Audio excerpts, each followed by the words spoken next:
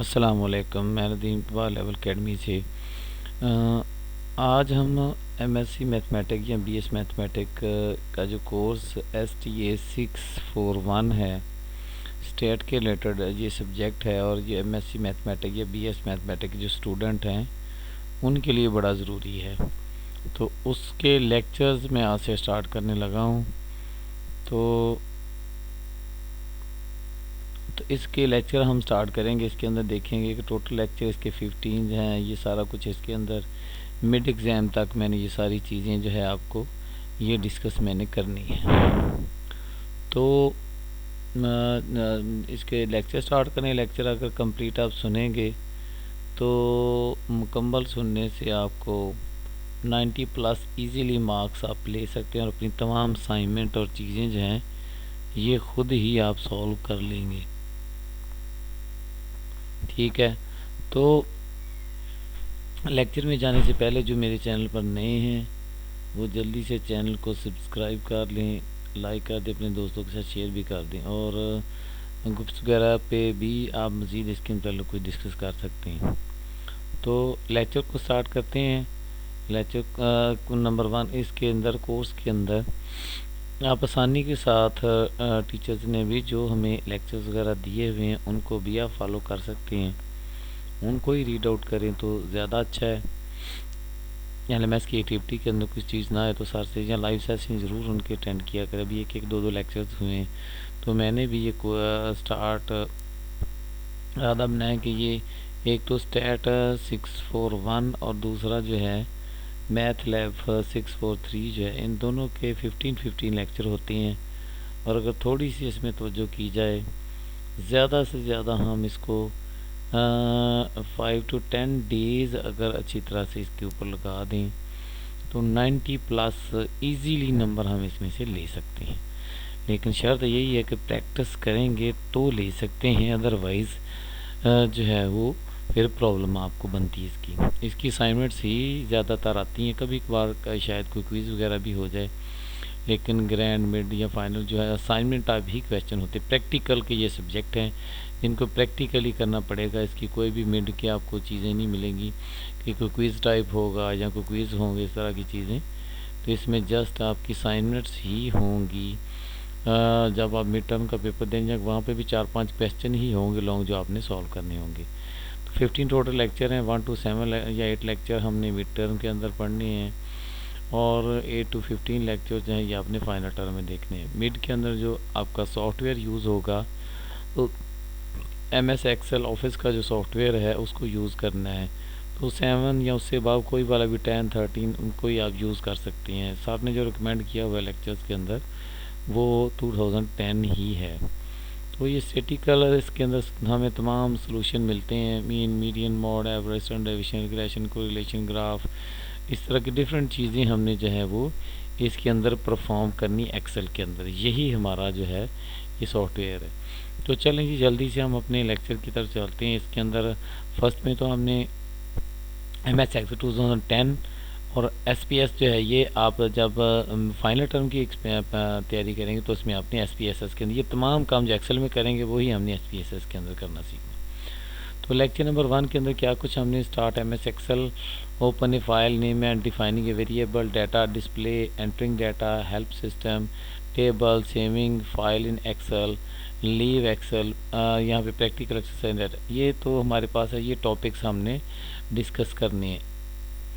तो यहाँ पे पहले जो इंट्रोडक्शन टू माइक्रोसॉफ्ट एक्सेल क्या है, to define the spreadsheet and explain the basic functionality, ये हमने इसके अंदर पढ़नी है। Vocabulary, data entering, formatting, precision display क्या होता है, तो ये सारी चीज़ें हम और इसका फ़ायदा हमें बेनिफिट्स क्या होता है नेक्स्ट स्लाइड के ऊपर हम देखते हैं कि इसके अंदर कैलकुलेशन हमें मैनुअली तो जो है वो हर अगर एक दफ़ा को फार्मूला अप्लाई कर लिया तो हमें करना। एक्सेल के अंदर ये आसान काम होता है, कोई भी अगर वैल्यू चेंज हम करते हैं तो ऑटोमेटिकली उसकी वैल्यू जो है वो अपडेट हो जाती है। यहाँ से कोई भी वैल्यू के अगर हम बदलते हैं, उसकी अगर हमने प्राइस वगैरह मेंशन की हुई, अगर हम उसका वेट वगैरह चेंज करते तो ऑटोमेटिकली उसकी जो टोटल प्राइस है वो चेंज हो जाएगी एक दफ़ा अगर फार्मूला हमने अप्लाई किया होगा।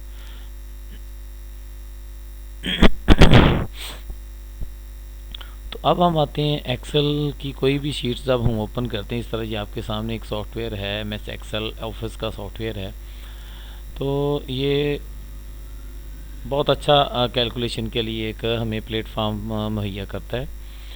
तो यहाँ पे देखें इसकी एक्सेल की इसके मुतल्लिक़ हमने ये सारी चीज़ें पढ़नी। Spreadsheet in excel refer to the worksheet. इसकी डिफरेंट किस्म की वर्कशीट्स होती हैं और इसमें कुछ सेल्स होते हैं। वर्कबुक फाइल में कंटेन में वर्कशीट्स। तो एक वर्कबुक हमारे पास होती है, इसमें कई सारी जो हैं वो शीट्स अवेलेबल होती हैं। जैसे हमारे सामने ये हेल्पिंग बटन दिया हुआ है, साइजिंग बटन दिया हुआ है जिससे हम इसको मिनिमाइज या मैक्सिमाइज कर सकते हैं। यार मैं अगर प्रोग्राम को देखूं तो ये देखिए मैक्सिमम हो जाता है, मिनिमम यहाँ पे हम इसको मिनिमाइज करके नीचे कर्सर बार पे भी ले आते हैं, फिर इसको ओपन कर लेते हैं। तो यहाँ पे बहुत सारे ऐसे बटन्स हमारे पास दिए हुए हैं। तो साथ साथ हम प्रैक्टिकली भी कुछ चीज़ों को देखते जाएंगे। अगली हम यहाँ पे देखते हैं क्विक एक्सेस बार होता है टॉप के, कि कोई भी हमने फ़ाइल को जल्दी हमने ओपन करना, रीडू करना, अनडू करना है, तो यहाँ पे कुछ बटन हम मज़ीद भी इसके अंदर ऐड कर सकते हैं। Undo, redo, ascending, descending, operation file, ये तमाम हम ऊपर बार के अंदर यहाँ पे जो जो ऐसे सिलेक्ट करते जाएंगे ऊपर बार के अंदर जाइए, यहाँ पे ऐड होती जाएगी। तो कई सारी चीज़ें हम यहाँ पे इसके अंदर लगा सकते हैं। ओपन फाइल का भी तो ये ऊपर वाला जो टॉप वाला बार होता है ये क्विक लॉन्चर बार कहलाता है। यानी जल्दी से कोई भी काम प्रिंट करना है, हमने उसका जूम देखना है, जो भी हमारा डाटा है, तो हम जल्दी से उसके ऊपर जो है वो ये प्रोसेस कर सकते हैं। तो ये सारी चीज़ें यहाँ पे हमें दी हुई हैं। ये नेमिंग बॉक्स होता है, यहाँ पे एक्सेल बार है, ये सारा डिफाइन। यहाँ पे एक्टिव सेल, पैसिव सेल्स क्या होता है। तो यहाँ पे हमने कोई भी फार्मूला अगर अप्लाई करना है तो मैंने यहाँ पे अगर इक्वल का साइन लिखा है, मैं इन दोनों को आपस में मल्टीप्लाई करना चाहता हूँ, तो कोई भी फार्मूला जो लिखा जाता है इक्वल से स्टार्ट किया जाता है और उसके बाद सेकंड सेल जो है मैंने लिखा, तो फार्मूला बार के ऊपर ये सारी की सारी वैल्यू जो है यहाँ पे लिखी जा रही है। तो जब एंटर करते तो उसका रिज़ल्ट हमारे सामने परफॉर्म हो जाता है। तो जिस सेल पे भी क्लिक करते हैं उसका रेफरेंस नंबर, ये रेफरेंस बार हमारा कहलाता है और F6 कहला रहा है। F6 का मतलब है कि हमारे पास F कॉलम है यहाँ तक और 6 इसके अंदर जो है ये वाली रो है। तो यहाँ पर जब आएंगे तो ये F6 कहलाता है। 6 रो नीचे की तरफ हमने करनी है, तो ये हमारे पास हॉरिजेंटली जो है ये रोज ऐसे मूव करेंगी और वर्टिकली जो ऊपर की तरफ हैं ये हमारे पास कॉलम होंगे। कॉलम को अल्फ़ाबेट से लिखा जाता है, ए टू आगे 256 तक ये होते हैं और ये जो है वो 65,353 ये तरह जो हैं तकरीबन इसके राउंड अबाउट होती हैं, इसकी रोज़ होती हैं।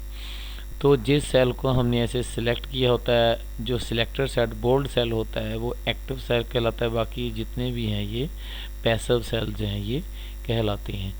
तो इस तरह की सारी कुछ चीज़ें हैं। इस तरफ रो है, formula bar, active cell, passive cell, worksheet और नीचे जो है हमारे टाइप के शीट्स हैं। ये 1 शीट, 2 शीट, 3 शीट, 4 शीट, जितनी चाहे हम इसके यहाँ पे ऐड कर सकते हैं और एक शीट के अंदर इतनी कैपेसिटी है जो मैंने आपको अभी बताई है। तो नीचे यहाँ पे अगर देखें तो नेक्स्ट हम देखें तो ये रो सेल्स भी ऊपर बताया हुआ है। सेल का ये नंबर होता है D2, यानी D और 2 रो के ऊपर जिसको हमने सिलेक्ट किया और फार्मूला वगैरह कोई भी हम लगा के उसको कर सकते हैं।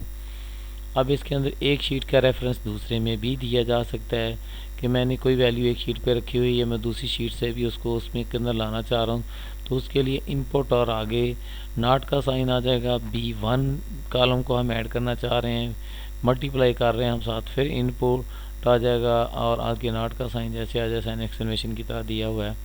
तो B2 प्लस A1 के अंदर तो किसी भी हम सेल के अंदर इन चीज़ों को जो है वो ऐड कर सकते हैं। तो ये रेफरेंसिंग सेल कहलाता है। एक शीट का दूसरे के साथ ये एक डिफरेंट शीट्स का आपस में हो सकता है रेफरेंस, या एक शीट का किसी अदर शीट के साथ भी। शीट में named and display with different colours tabs in order of the worksheet में भी मॉडिफाई एज वेल। तो अपनी मर्ज़ी से हम इसका ऑर्डर वगैरह भी लगा सकते हैं और जिस चाहे कलर के अंदर हम इसको कलर्स वगैरह भी दे सकते हैं। जैसे यहाँ पे हमें view code, protect tab, colours भी दे रहा है। तो मसलन कोई भी हम कलर वगैरह रखना है तो देखो इसके कलर्स वगैरह उसी तरह जो जो कलर रखेंगे, डिफरेंट किस्म के हम डाटा वर्किंग करते हैं तो अपनी मर्ज़ी से हम इसमें कई कलर्स वगैरह जो है ये लगा सकते हैं। तो जो भी आप कलर देंगे एज इट इज़ वही कलर जो है वो उसके ऊपर आ जाएगा। तो अपनी मर्ज़ी से हम डिफरेंट किस्म की वर्किंग रखने के लिए हम उसके अंदर डिफरेंट कलर जो है वो दे लेते हैं। तो ये कई सारी ऐसी शीट्स जो हैं ये हम लगा सकते हैं उसके अंदर। ये बेसिक हम इसके अंदर आज चीज़ें सीख रहे हैं। उसके बाद हम जाएंगे रिबन, होम रिबन जो कहलाता है। तो क्विक लॉन्चर बार जब देखा तो होम रिबन के अंदर क्या होता है, ये सारी बेसिक इन्फॉर्मेशन ये हमारा होम पे क्लिक करेंगे, ये इंसर्ट है, लॉग आउट है। होम पे अगर बेसिकली देखें तो ये कट, कॉपी, पेस्ट, बोल्ड, जो जिसको हमने नंबर्स को बड़ा करना है, छोटा करना है, साइज़ कम ज़्यादा करना है। यहाँ पे जैसे इस पर क्लिक करते हैं देखिए साइज़ कम होता जा रहा है। बोल्डिंग हम कर रहे हैं, इटैलिक कर रहे हैं, अंडरलाइन कर रहे हैं, यहाँ से डिफरेंट किस्म के फॉन्ट का स्टाइल हम चेंज कर रहे हैं। तो इस तरह ये सारी चीज़ें हम अलाइन सेंटर कर रहे हैं, लेफ़्ट अलाइन कर रहे हैं, ऊपर को राइट तरफ को मूव करवा रहे हैं, लेफ़्ट है, राइट है, सेंटर है। तो ये सारी हमारी डिफरेंट किस्म की जो बार हैं हम यहाँ पे ये अवेलेबल हैं। रैप टेक्स्ट करने एक पे अगर वो हमारी वैल्यू नहीं आ रही तो दूसरी पे लेके जानी, मर्ज और सेंटर करना है। तो कोई भी वैल्यू हम कह रहे हैं कि 3-4 रो की हेडिंग हमने बनानी, तो इस तरह हम हेडिंग वगैरह भी बना सकते हैं। और ये जर्नल हमारे ऊपर परसेंटेज का साइन, ये यहाँ पे हमारे पास नंबरिंग का साइन है। डिक्रीज़ हमने डेसिमल पॉइंट के बाद अगर देखना है कि कितने पॉइंट्स हमें चाहिए तो इसको हम डिक्रीज या इंक्रीज यहाँ पे कर सकते हैं। इसकी वैल्यू जो है फार्मेटा से यहाँ पे नंबरिंग वगैरह जो है डाटा सेल की हम देख सकते हैं। हमने जनरल नंबर में रखना है, इसको फॉर्मेट में लेके आना है, या किसी करेंसी के अंदर हमने अपनी वैल्यू को डेट, उस कॉलम को किस हमने डाटा टाइप से स्पेसिफाई करना है। जो उसमें स्पेसिफिकेशन कर देंगे उसी तरह का डाटा उसके अंदर आएगा। अगर सिंपल टेक्स्ट लिखेंगे जो चाहे लिखते जाएंगे, अगर सिंपल नंबर कर देंगे तो उसमें नंबरिंग ही वो वैल्यू जो है वो कंसीडर करेगा हर चीज़ को। तो इस तरह ये सारी चीज़ें हम यहाँ पे इसके अंदर देख रहे हैं। ये ग्राफ वगैरह वाला जो पोर्शन आ जाएगा उसमें तमाम किस्म के ग्राफ दिए होंगे। जो ये यहाँ पे फार्मूला बार है, ग्राफ है, इंसर्ट है, पेज लेट है। तो यहाँ पे देखेंगे इसके अंदर जो है ये काफ़ी किस्म के ग्राफ वगैरह जो है ये अवेलेबल होते हैं। तो ये ग्राफ वगैरह आ जाएंगे, इंसर्ट के अंदर ही अमूमन ये ग्राफ होते हैं। तो कोई भी जिस चीज़ का हमने ऐसे ग्राफ ड्रा करना होता है उन चीज़ों को सिलेक्ट किया जाता है और ग्राफ पे जो हम उसका बनाना चाहते हैं उस पर हम क्लिक करें तो हमारे सामने जो इस तरह ग्राफ जो है ये क्रिएट हो जाता है। और कई सारी इसकी फार्मेटिंग वगैरह भी होती हैं जो इंशाल्लाह नेक्स्ट वीडियो के अंदर हम ये चीज़ें सारी देखेंगे। और कोई भी फार्मूला जो होता है उसको हम क्यों यहाँ पे लिखते हैं कि यहाँ पे फार्मूला लिखने का तरीका है कि सीक्वेंस ऑफ वैल्यूज़ होती है रेफरेंस। इसके अंदर एक तो वेरिएबल टाइप होती है वैल्यू, सेल होता है, और इसके सेंटर में ऑपरेटर्स होता है। तो इससे एक नई वैल्यू जो है वो जनरेट हम करते हैं, फार्मूला लगाते हैं। जैसे यहाँ पे अभी मैंने एक्सेल शीट ओपन की तो ये मेरे पास नई वैल्यू यहाँ पे प्लस बनाने के साथ हम इसको ड्रैग करेंगे तो ऑटोमेटिकली तमाम वैल्यू को उसने मल्टीप्लाई भी कर दी है।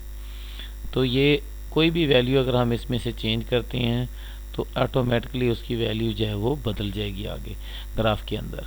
तो सेम उसी तरह ये वैल्यू जो है ये शो होती जाएगी। तो जैसे हम उसको चेंज कर रहे हैं ग्राफ की वैल्यू भी साथ उसके जो है ये चेंज हो रही है। तो बाज़ का हम बने बनाए फंक्शन को भी यूज़ कर लेते हैं। फार्मूले को हमेशा हम इक्वल साइन से ही स्टार्ट करेंगे। कुछ बिल्ट इन फंक्शन भी हम यूज़, हम एवरेज, इफ, एल्स कंडीशन लगा के कुछ वैल्यू जो है वो यूज़ कर लेते हैं। डाटा प्रेसिजन क्या होती है, सेल या डाटा प्रेसिजन, इसके अंदर है कि डाटा सेल के अंदर कितने डेसिमल पॉइंट शो होंगे। तो प्रेसिजन ये कहलाती है और डेसिमल पॉइंट के बाद हम कितने शो करवाएं, टोटल कितने हैं और हम शो कितने करवाना इसके अंदर चाह रहे हैं। तो type of operator that can be, ये ऑपरेटर कौन कौन से हम यूज़ कर सकते हैं। ये डिवीज़न का साइन है, लेस देन इक्वल टू है, माइनस का साइन, इस तरह डिफरेंट ऑपरेटर्स। और ऑर्डर ऑफ प्रेसिडेंस लेवल क्या होता है कि पहले हम कौन सा परफॉर्म करेंगे, सेकंड पे कौन सा परफॉर्म करेंगे। तो यहाँ पे operators to be perform, arithmetic operator में मल्टीप्लिकेशन का साइन आ गया, डिवीज़न के लिए वही डिवीज़न का प्लस है, माइनस हैट, हम यहाँ पे पावर वगैरह लेने के लिए हैट यूज़ करते हैं।